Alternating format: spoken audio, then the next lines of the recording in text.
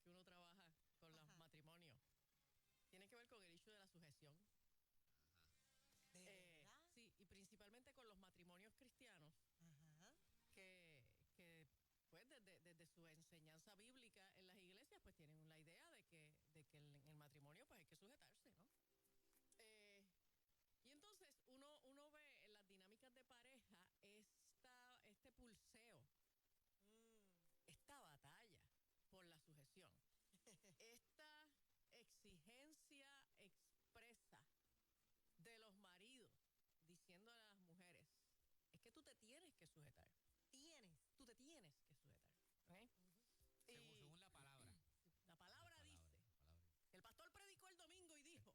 El pastor predicó el domingo y dijo, ¿okay? Tú te tienes que sujetar. Y entonces, hay un versículo con el que los maridos garrotean a las mujeres.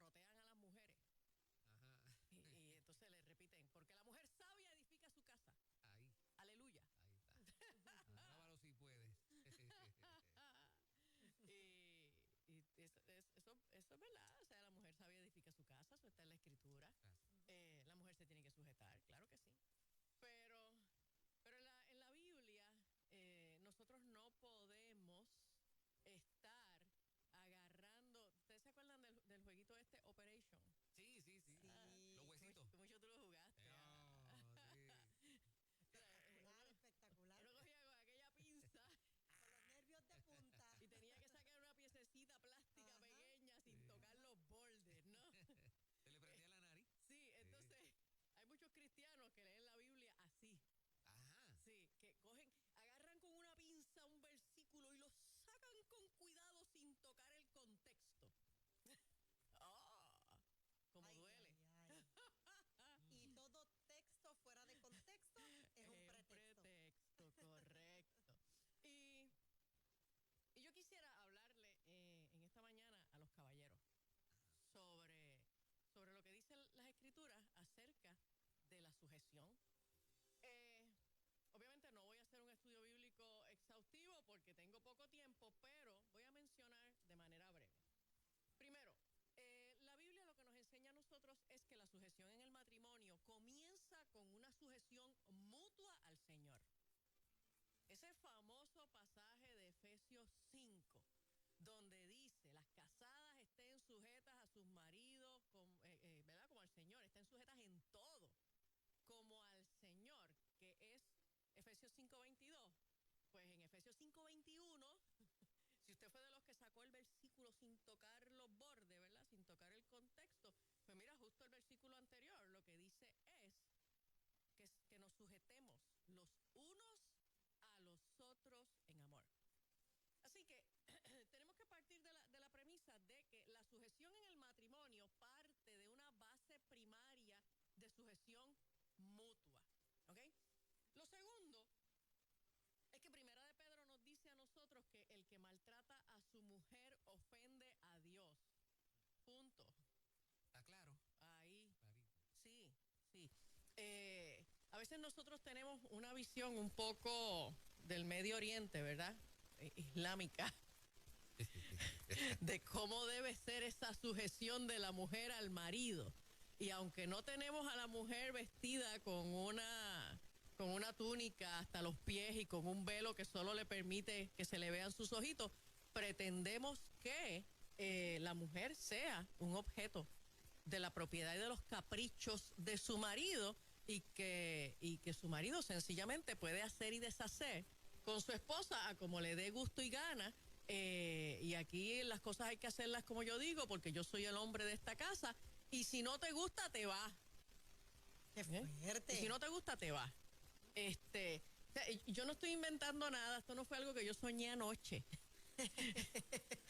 Estos son los diálogos que yo veo en la oficina, en las sesiones de terapia, ¿ok? Entre matrimonios y una buena cantidad de ellos, matrimonios que asisten a las iglesias. ¿Okay? Lo otro es que el esposo está llamado a una sujeción mayor y a un sacrificio mayor que la esposa.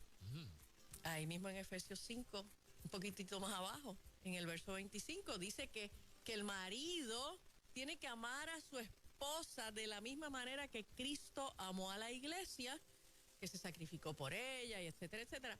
Y entonces lo que nos está poniendo es que la figura del marido en el matrimonio tiene que ser una representación fidedigna de la figura de Cristo con respecto a la iglesia. Wow.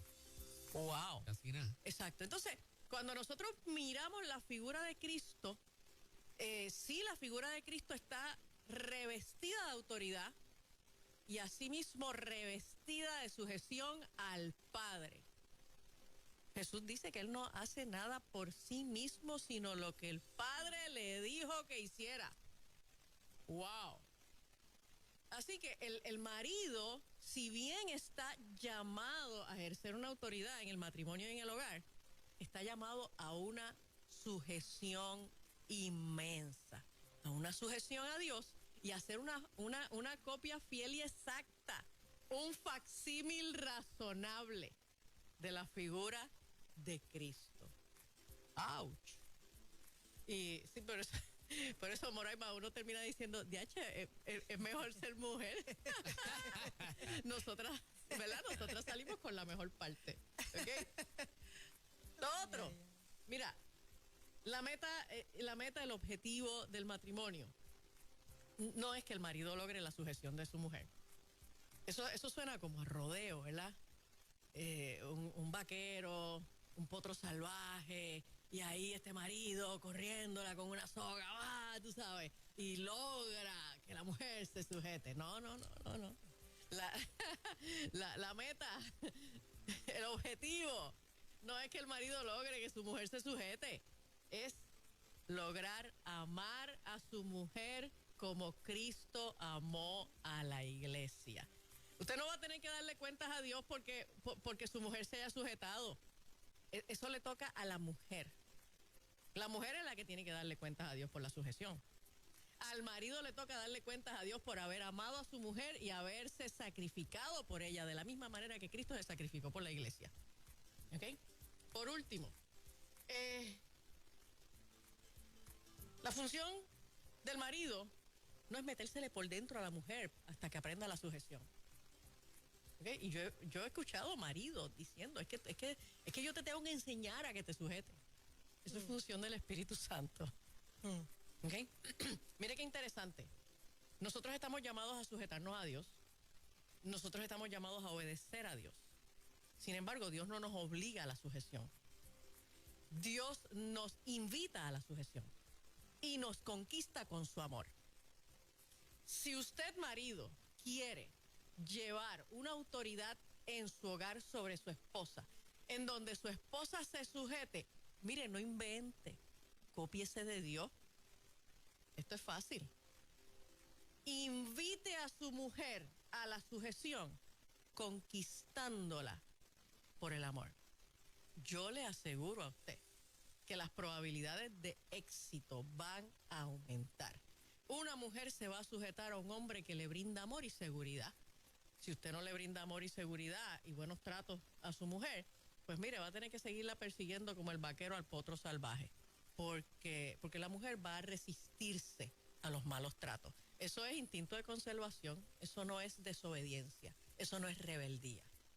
Amén. No es rebeldía, no es que te voy a hacer mollero, no. Es que me estás tratando mal, Sí, claro. no tengo manera de sujetarme a esto, me estás tratando mal. Si tú me tratas bien. O me tienes al margen. Exacto. Óyeme, pero recientemente le comentaba a una pareja, yo a veces, yo provoco que las parejas hagan las discusiones que hacen en su casa, pues que me las recreen un poquito, obviamente con respeto y eso, pero que me las recreen un poco en la oficina para yo poder ver de qué se trata, cuál es el issue. Y ustedes no saben en cuántas ocasiones yo me encuentro con esta postura de los esposos de, pues esto se hace así, y si no te gusta, te vas. Entonces, cuando lo que tú le estás ofreciendo a tu esposa es inseguridad en la relación, pues no vas a lograr sujeción, vas a lograr temor. Vas a lograr que la esposa tenga miedo de quedarse descubierta, de quedarse desamparada, de quedarse abandonada. Si no hago lo que este quiere. Pero tú tienes que empezar estableciendo la seguridad de la relación. Aquí hay un compromiso mutuo. La relación no está en entredicho. Estas son las cosas que yo quisiera que se hicieran. Vamos a buscar de qué manera logramos caminar en una dirección en donde el hombre se sujeta a Dios primeramente. De una manera, o sea, sin reserva. Usted se tiene que someter a Dios, caballero. Sin reservas. Entregarse por completo. Y entonces, las probabilidades de que usted tenga una esposa que se quiera sujetar a usted van a ser inmensas. Con la porción de Gálatas 5, yo en los 30 y pico años que llevo sirviéndole al señor Angie, una de las cosas que encuentro que la vara está demasiado de alta es esa expresión de Jesús. Maridos, amad a vuestras mujeres como Cristo amó a la iglesia y se entregó a sí mismo por ella para presentársela una iglesia santa a sí mismo. Una iglesia santa y sin arruga. O sea que la iglesia que Cristo quería tener fue a puro sacrificio y a pura entrega absoluta, incondicional, y me lo pone como modelo a mí de marido. O sea, Juan, la esposa que tú quieres tener, papá, tienes que sacrificarte y tienes que amarla incondicionalmente para tener la esposa que tú quieres tener. Esto es un boomerang. Lo estoy interpretando bien, sí. Siempre lo he interpretado así. Esto es un boomerang. Y digo, o sea, lo que Pablo le está diciendo al marido es: lo que tú tires en la dirección hacia Dios va a rebotar hacia ti. De la misma manera que Cristo amó a la iglesia y se entregó a sí mismo por ella para santificarla, habiéndola purificado en el lavamiento del agua por la palabra, a fin de presentársela a sí mismo. Si tú amas a tu esposa como Cristo amó a la iglesia y te sacrificas por ella, vas a tener una mujer que se presente ante ti, santa, sin mancha, entregada a ti. Esto es un boomerang. Haz lo que te corresponde delante de Dios y tu esposa hará lo que le corresponde delante de ti. Se le hace difícil a una mujer que tiene un liderato natural la sujeción. Lo que pasa es que la sujeción no se riñe con el liderato. No. Al contrario. Sigue siendo líder y sujetada Sí, al contrario. Los buenos líderes saben lo que es la sujeción. El liderato no surge de la nada. Los buenos líderes se forman progresivamente sujetándose bajo otros líderes. Uno no nace siendo líder. Uno aprende el liderato. Uno modela del liderato de otros. Josué no salió de la nada. ¿Okay? Salió del modelo de Moisés. ¿Okay? Timoteo no salió de la nada. Salió del modelo de Pablo. ¿Okay? Los buenos líderes han aprendido su autoridad, su rol de liderato, en la medida en que han caminado sujetos a otros líderes más grandes que ellos. A veces no quiero ser imprudente con este comentario, a veces algunos matrimonios lucen como si él estuviera sujeto a ella. Sí. Sí. ¿Verdad? Sí. En los matrimonios, en el hogar, y quiero incluir también la figura de los hijos en muchas ocasiones. Una de las batallas que nosotros más tenemos que trabajar con las familias y los matrimonios en el hogar es cuando los miembros están intercambiando sus roles. Esto es simple. Si vamos a un juego de pelota, pues no se supone que el catcher esté en el último campo de atrás. Y no se supone que el bateador esté en primera. Y no se supone que el pitcher esté en la base. ¿Okay? Cada uno tiene un rol en particular para que el juego progrese de la manera correcta. En el matrimonio y en el hogar, en la relación esposo-esposa y en la relación padres e hijos, cada uno tiene que tener sus roles. Oye, eso es un tema aparte.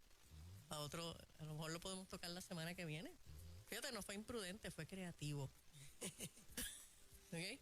cada uno tiene sus roles. En la medida en que la gente no cumple de manera correcta, específica, con los roles que le corresponden en el hogar, el matrimonio y la familia va a tener sus tropiezos. ¿Y cómo esos roles, y cómo se mantienen esos roles si una de las partes se va o ya no está?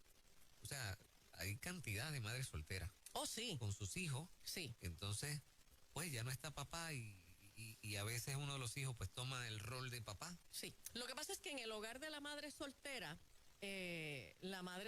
tiene que entender que la autoridad en el hogar es ella. No es el hijo mayor o el hijo varón.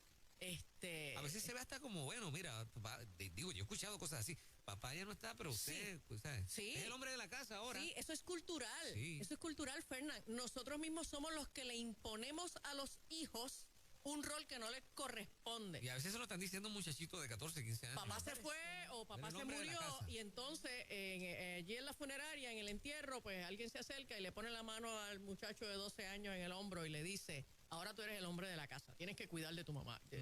Entonces lo empoderaste con una autoridad y con unos roles que no le corresponden, que no los sabe manejar, pero ya alguien lo bautizó con esa...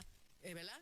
Wow. Con esa autoridad, lo invistió de esa autoridad y entonces eso empieza a traer unos choques bien grandes. Debe ser bien duro, ¿no? Sí. Para un adolescente. Sí. Y aparte de los choques, la frustración si no funciona. Ajá, la culpa. La culpa. Sí. Se Entonces, supone que yo cuidara a mamá. exacto. Y lo otro entonces es el peso que se pone sobre esa mujer soltera, esa madre soltera, viuda o divorciada, donde entonces le imponemos que ahora tú eres madre y padre a la vez. Ay, sí. O sea, tú no puedes ser madre y padre a la vez. La paternidad es un rol inherente a la masculinidad. La maternidad es un rol inherente a la feminidad. Punto. En este caso, la sujeción es a Dios. La sujeción es a Dios de mamá, la sujeción es de los niños a mamá, ¿ok? Y sencillamente la mamá tiene que poderle decir a sus hijos con esta tranquilidad, en esta casa no hay papá, solo hay mamá. Yo no soy padre y madre a la vez. Yo soy tu madre y yo soy la autoridad en este hogar. ¿Ok? Y ella tiene que visualizarse como esa cabeza del hogar en la ausencia del padre. Wow. Qué buen tema. Tremendo. Sí. Eso es así. La gente que quiera conectar con usted, pastora, doctora. Pues mira, nosotros estamos en Bayamón, en la Avenida Los Millones. Ustedes nos consiguen para servicios psicológicos dejándonos un mensajito en el 787-613-5908. 613-5908. Y también estamos allí en la Iglesia Catacumba 2 de Bayamón. Estamos los domingos a las 10 de la mañana. En la otra vuelta Excelente. trae el tema de los roles, Sí, pues dale. ¿verdad? Está chévere. Ok. Maravilloso. Así que, mujeres, ya escucharon y hombres también. Claro que sí. A repasar este video que yo sé que será de bendición para muchos que están como que en ese dilema. Eso es así. Muchas bendiciones, pastora. Claro. Doctora Angie González, a esta hora de la mañana en Ruta. Buenos días. Son las 7:22.